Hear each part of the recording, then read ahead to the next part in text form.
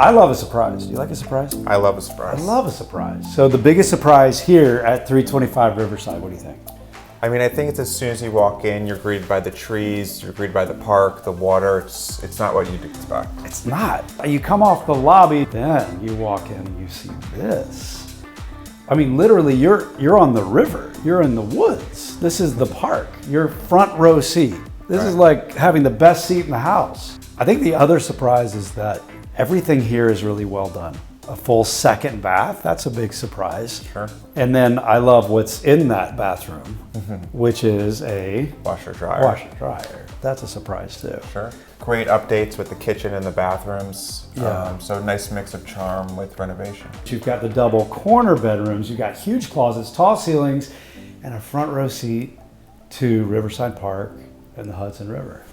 So if you want to be surprised, call Joe Somerstein of Brown Harris Stevens or me, Brian Lewis of Compass, and we're going to get you in to see 325 Riverside Drive.